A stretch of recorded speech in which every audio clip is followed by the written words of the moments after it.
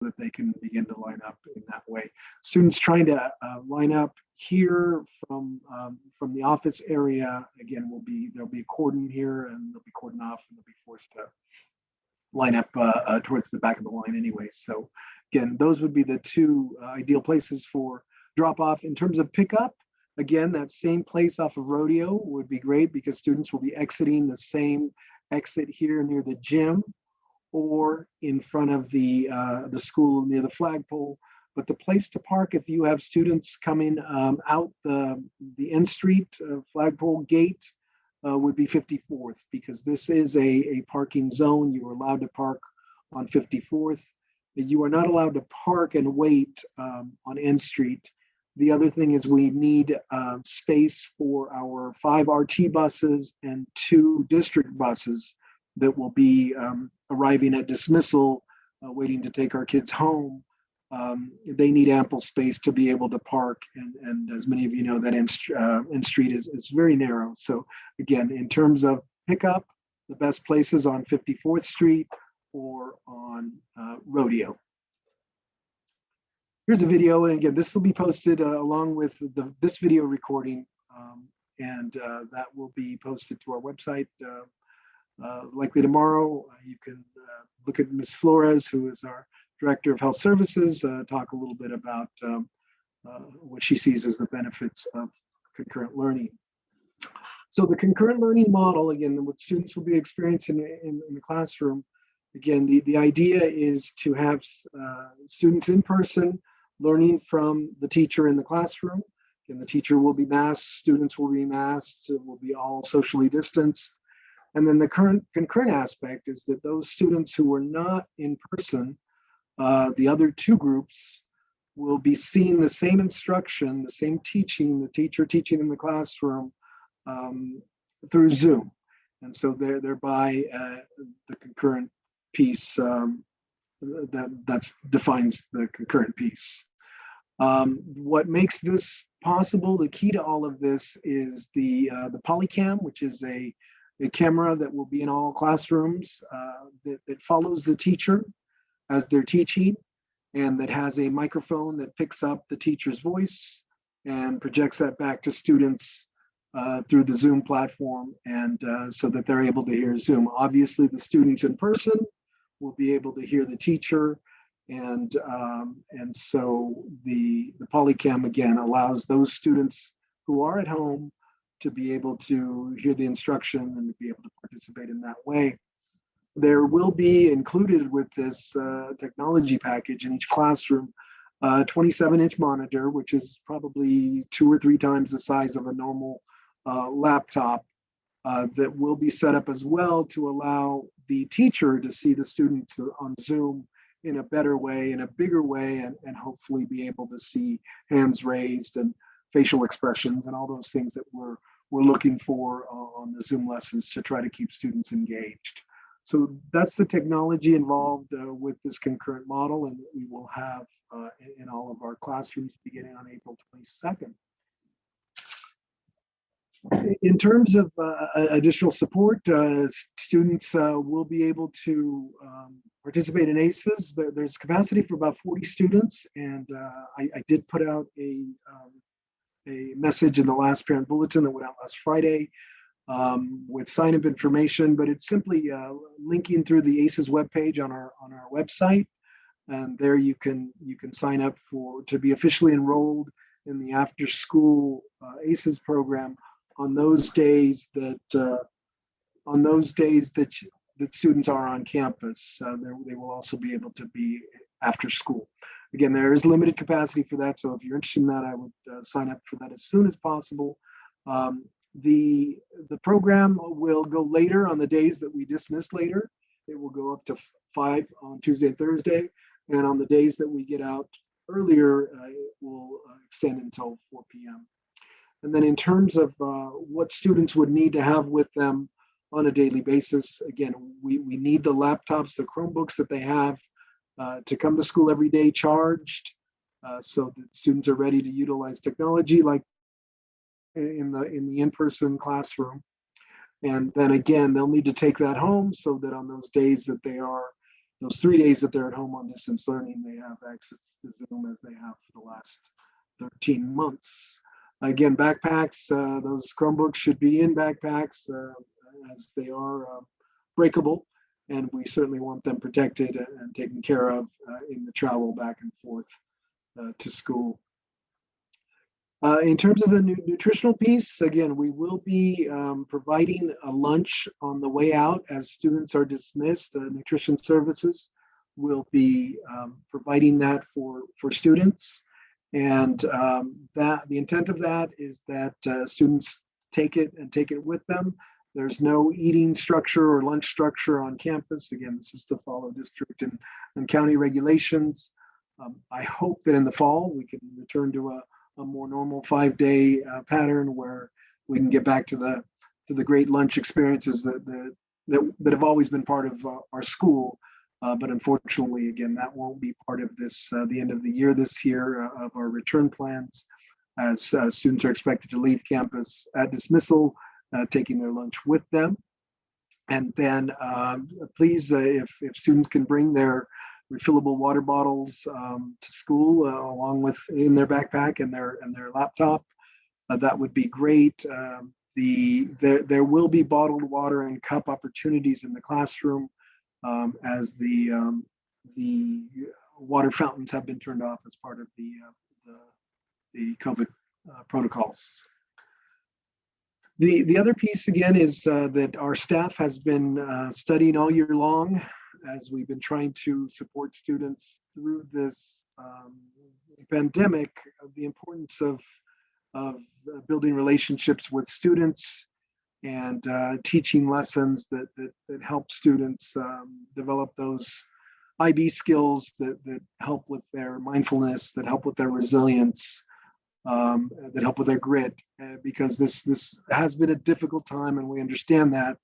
And again, we think it's a positive to get many of our students back onto campus, and that there will be an overall positive outcome as we return to something a little bit more normal than what we've been doing the last 13 months. Also, as in any good classroom, again, predictable routines and rules are certainly going to be part of the classroom experience.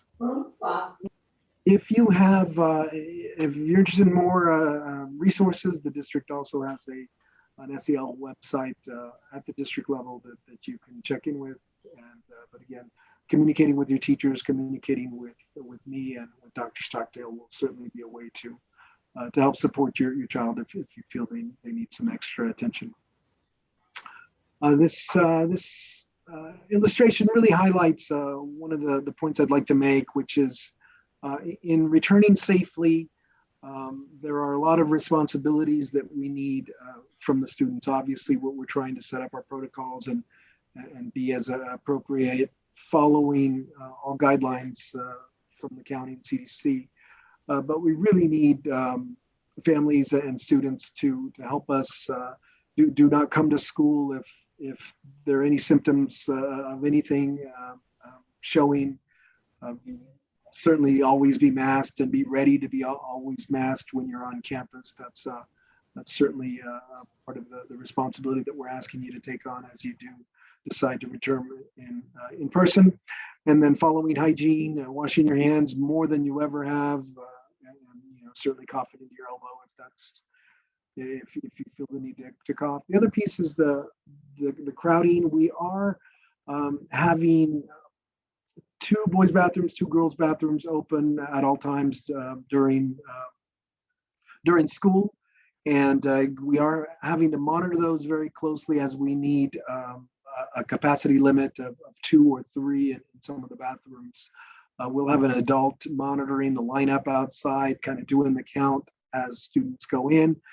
That's a process that students have never followed here. It's always been, that we have 10 or 12 students in the bathroom waiting patiently, but that's certainly going to be a big cultural change here as we come back to campus, and we just need students to really be respectful of that. And for some reason, middle schoolers like to hang out in bathrooms at times, but again, that's going to be extra well monitored by staff during passing periods before school, at the end of school. But again, that's something that we need students to be super responsible about as we think about coming back on campus. Again, these are the four pieces that are super important to returning safely. Specifically about the screening, we will, as I've detailed, the N Street Gate and the Jim Breezeway at the beginning of school will be the screening stations. We are going to have a temperature check using automated technology. It's just a machine that you step up and you stand in front of. I'm sure many of you have encountered that already. There is a signage that will ask those COVID symptom questions if you're having any of those. And there will be an adult there at that station making sure that each student is responding correctly and that the temperature is not a symptom of any possible COVID. I'm going to show this video just briefly. It's a brief district produced video around screening procedures.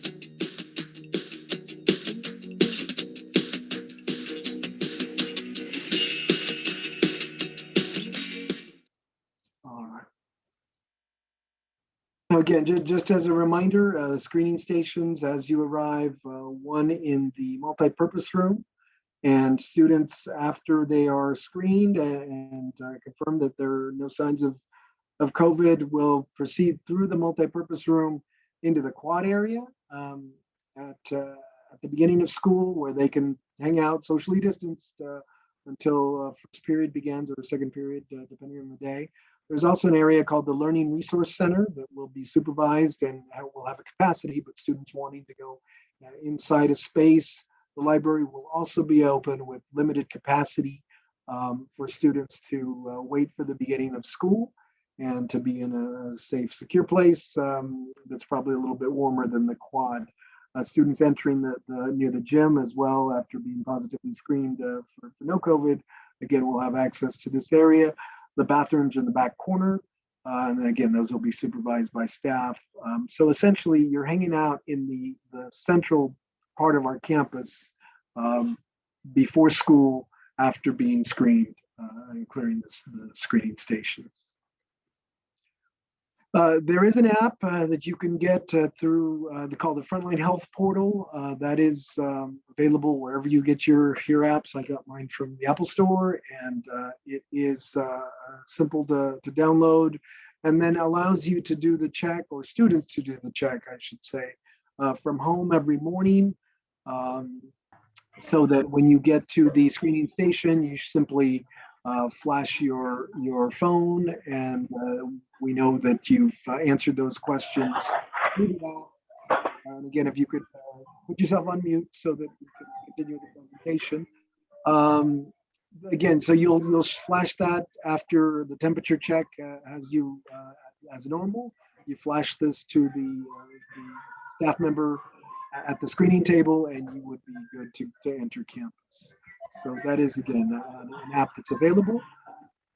The other piece, again, the physical distancing required. We need students to be super responsible about this.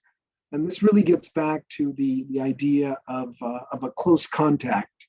And I'll touch on this in a little bit, but if you are maintaining your physical distancing, you're staying 6 feet away from your peers, then there are very few ways during a school day, as we have it structured, that you would be deemed as a close contact of someone in the event that someone does test positive.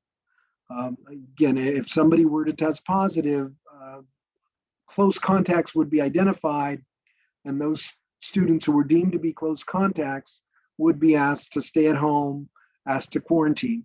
But again, the definition of close contact, as the county defines it, CDC defines it, is 15 minutes or more within 6 feet. So if you're staying away from people for 6 feet, then there are very few times when that would amount to 15 minutes or more in close proximity to someone. So again, the physical distancing piece is super important. And then again, another quick video around physical.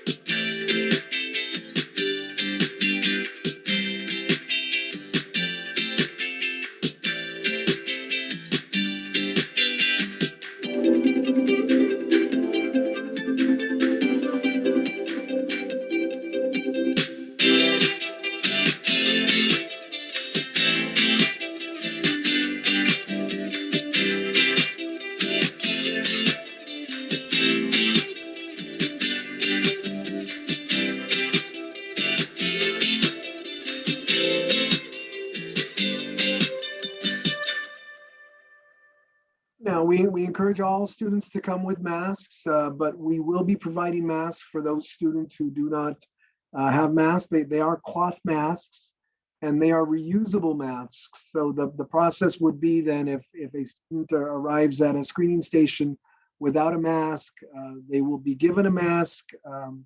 And at the end of the day, as they are exiting, that mask can be dropped in the mask receptacle, which will be at the same spot as they entered.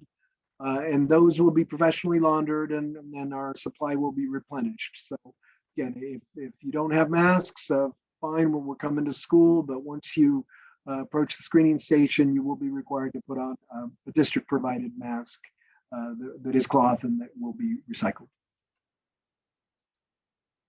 Again, we've got the hand sanitizing stations everywhere in every classroom and most public spaces, and students should not feel should access those liberally throughout the day.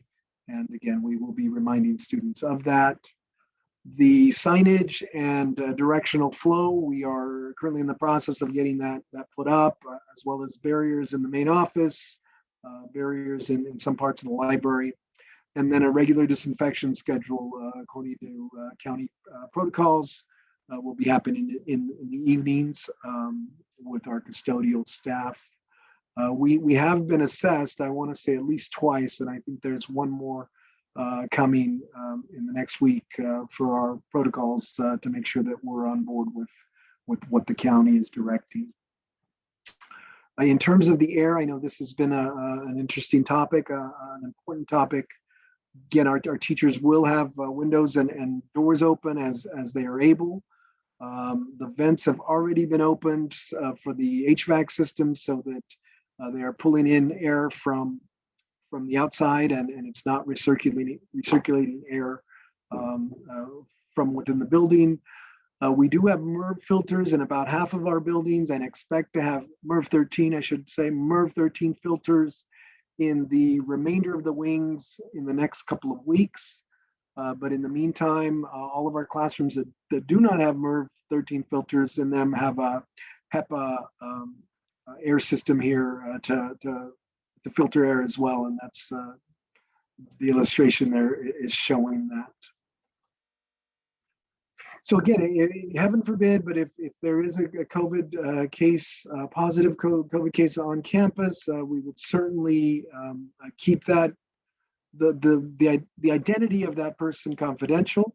However, that person would need to quarantine, and the district's process would be a thorough investigation to identify close contacts. And again, because a student was here on campus and was positive, does not necessarily mean that the entire class or the entire cohort would be a close contact. Again, the close contact definition, 15 minutes or longer within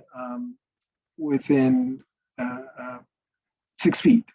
And just in processing, I've been on campus um, every day of the pandemic. I've been here just about all day, and I don't think that I would have met that definition of close contact with many people or many times, because again we're generally staying 6 feet apart, certainly masked, and again the time when you're up close to each other within that 6 feet, the totality of that with one particular person.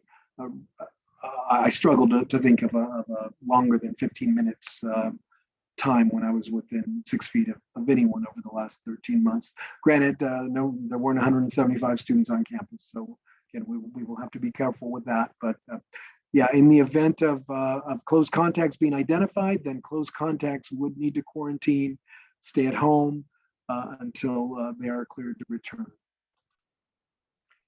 Wrapping this up, we again will we have a wonderful opportunity. I'm so thrilled that the district has set this up. I just got the name of our health aide, who will be here full time, 5 days a week, whose role will be to support any students who are exhibiting any kind of symptoms, to be able to isolate them from the rest of the campus, and to be able to reach out to families and inform and help with any identification that may be needed to identify close contacts, or to follow up on any potential positive COVID cases on campus.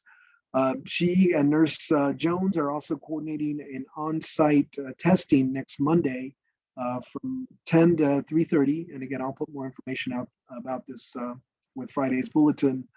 But you have the opportunity for your student and any staff members, again, students and staff only, to register to have a free COVID test here on Monday. It's a 48-hour response. So if you were here at noon on Monday, you'd know by noon Wednesday that you're negative, and that would be reassuring to come back on campus Thursday knowing that you weren't that you had tested negative for COVID. Again, a great way to start a safe return to campus next week. So again, that'll be on Monday. I'll send out more information in the next day or two. But again, we will have a full-time health aide on campus to support our efforts to make sure that we have a safe campus through the end of the school year.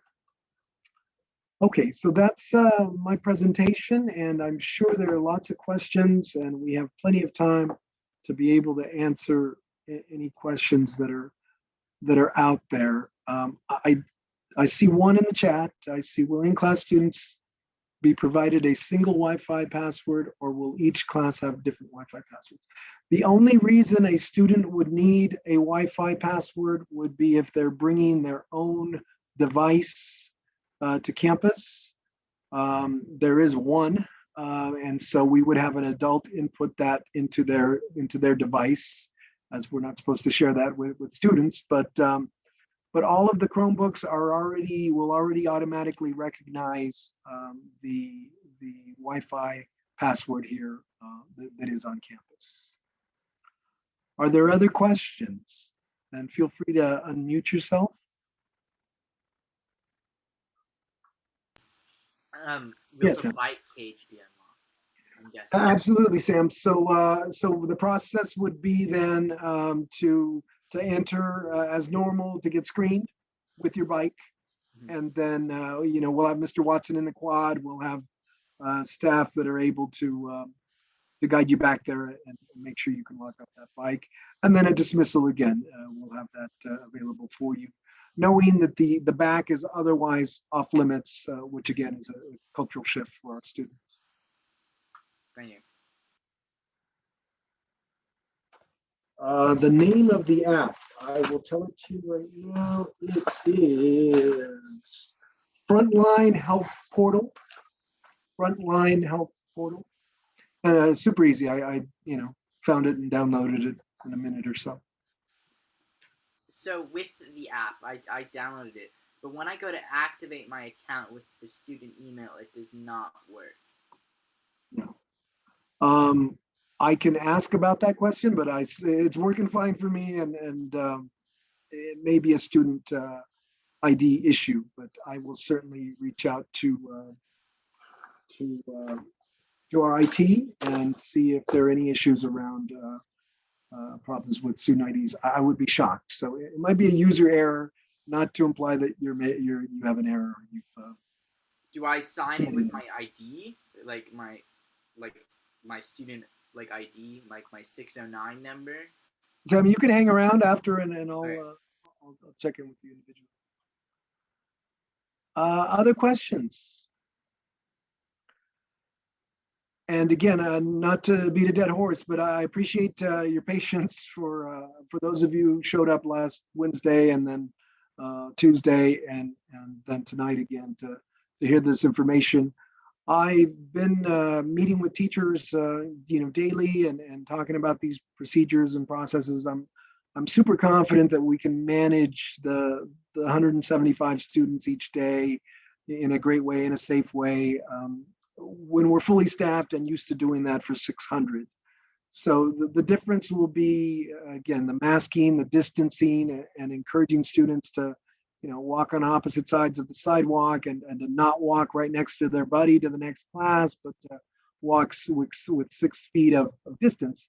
And that's just repetition, and that's just haranguing, if you will.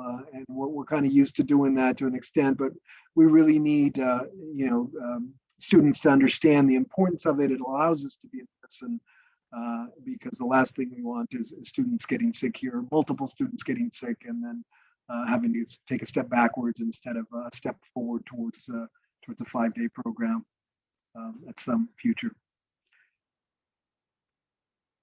All right. So again, if there are no other questions, feel free to email. I will post this as soon as tomorrow on the website, the video, as well as the slides, and so you can access anything that you may not remember or still have some questions about. And again, feel free to email me or any staff member, as the teachers are for the most part familiar with most of these protocols. And I just have to say that I'm very excited to finally get kids back on campus after 13 months and about 10 days. And hopefully we can pick up as where we were a year plus ago and really get back towards that sense of normalcy for all of your wonderful children and our great students. Thanks again for joining us this evening, and I hope to check in with you soon, to see you soon. Goodbye. Sam, I'll stick around.